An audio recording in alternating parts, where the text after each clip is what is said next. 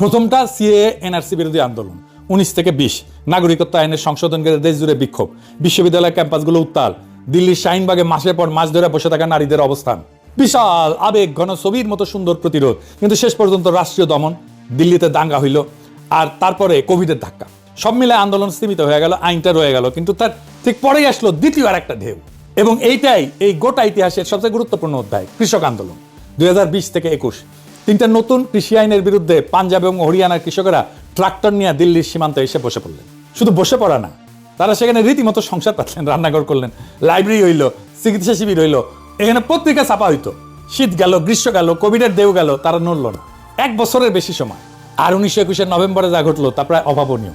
মোদী নিজে টেলিভিশনে এসে ঘোষণা দিল 3টা আইনই প্রত্যাহার করা হইতেছে। कुछ किसान भाइयों को हम समझा नहीं पाए, किसी को भी दोष देने का नहीं है।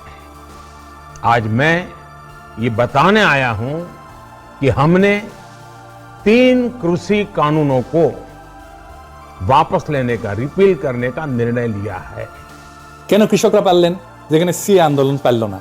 কারণ কয়েকটা। কৃষকদের ছিল একটা সুনির্দিষ্ট সীমিত দাবি, এই 3টা আইন বাতিল করো, ব্যাস। ছিল তাদের প্রস্তুত সংগঠন, ছিল কৃষক ইউনিয়ন, ছিল দশকের পর দশক ধরে গড়ে উঠছিল ইউনিয়ন, যাদের সংগঠন এবং আন্দোলনের অভিজ্ঞতা ছিল। আর ছিল আর্থিক ভিত্তি, টাকা পয়সা ছিল, লোকবল ছিল, যা দিয়ে 1 বছর টিকে থাকা যায়। আর সবচেয়ে গুরুত্বপূর্ণ ছিল তাদের দেশবিরোধী বা সাম্প্রদায়িক বলে ট্যাগ দিয়ে দেওয়া যায় না।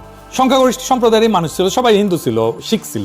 এবং পাঞ্জাব আর হরিয়ানা সেই জায়গা থেকে, যেখানে পাঞ্জাব আর হরিয়ানা থেকে সেনাবাহিনীতে সবচেয়ে বেশি সৈনিক পাঠানো হয়, এই বৈধতার যে বর্ম ছিল এটাই তাদের বাঁচাই দিয়েছিল। অর্থাৎ শক্তিশালী সরকারকে হারানো যায়, কিন্তু আবেগ দিয়ে না, যায় সংগঠন, ধৈর্য, সীমিত দাবি আর প্রশ্নাতীত বৈধতা দিয়ে। এই জন্যই ছাত্ররা বাংলাদেশে সফল হয়েছিল। রাজনৈতিক দলগুলো বছরের পর বছর, ঈদের পর আন্দোলন ঘোষণা দিয়েও করতে পারেনি, সফল হইতে পারেনি। এখন আসেন দেখি আন্তর্জাতিক মিডিয়া এই ভারতের ককরোচ আন্দোলন নিয়ে কি বলতেছে। পশ্চিমের মূলধারার মিডিয়া কিন্তু বলতেছে এটা আঞ্চলিক ঢেউয়েরই অংশ। আঞ্চলিক ঢেউ মানে যেটা নেপালে হয়েছে, বাংলাদেশে হয়েছে। নিউজ তো সরাসরি লিখছে এই প্রতিবাদ গত 2 বছরে বাংলাদেশ, নেপাল থেকে কেনিয়া, মাদাগাস্কার, মরক্কো, মেক্সিকো পর্যন্ত ছড়ায় পড়া জেনজি রাস্তার আন্দোলনগুলোর প্রতিচ্ছবি। ফিনান্সিয়াল টাইমস বলেন, ওয়াল স্ট্রিট জার্নাল বলেন, এনপিআর বলেন, আল জাজিরা বলেন, পিবিএস বলেন, সবাই আন্দোলনটাকে বাংলাদেশ, নেপালের প্রেক্ষাপটে বসায় বিশ্লেষণ করতেছে। আমি যেটা বললাম এই প্রথমে অর্থনীতি, ওয়াল স্ট্রিট জার্নাল অর্থনীতিকে মূল কারণ হিসেবে দেখাতেছে। দ্রুত বর্ধনশীল অর্থনীতি, কিন্তু তরুণদের চাকরি নেই, এটাই ওয়াল স্ট্রিট জার্নাল বলছে। এখন এই আন্দোলন মোদির পতনের দিকে যাবে কিনা সেটা ভবিষ্যৎ বলবে। তবে মোদিকে যথেষ্ট চাপে তো ফেলবেই। এই আন্দোলন যদি সারা ভারতের সব রাজ্যে ছড়ায় যায়, তাহলে একটা বিপ্লবাত্মক অবস্থা সৃষ্টি হতে পারে। তবে এই আন্দোলন যেটা স্পষ্ট করছে, ইন্ডিয়ান সমাজের গভীরে মোদির শাসনের বিরুদ্ধে বিপুল সংখ্যক মানুষ ক্ষুব্ধ, কিন্তু তারা কথা বলতে পারে না, পথে নামতে পারে না, এবং এরা রাজনৈতিক দলের পিছনে দাঁড়াবে না। বাংলাদেশের মতোই কোন একটা নৈতিক কর্তৃত্ব সম্পন্ন তরুণরা যদি আসে, তাদের পিছনে ঝাঁপে পড়বে। তারা কথা বলার স্পেস পেলেই তারা রাস্তায় নেমে আসবে, তাদের সমর্থন জানাবে। সারা ভারতের তরুণ সব রাজ্যে পথে নামুক। এই সুযোগে মোদির হিন্দুত্ববাদকে পরাজিত করার সুবর্ণ সুযোগ আশা করি ইন্ডিয়ার তরুণ সমাজ হারাবে না। আজ হোক কাল হোক মোদির শাসন শেষ হবে, মোদির পতন হবে, মোদির হিন্দুত্ববাদ পরাজিত হবে। ভারতের তরুণেরা তাদের শক্তি চিনতে শুরু করছে।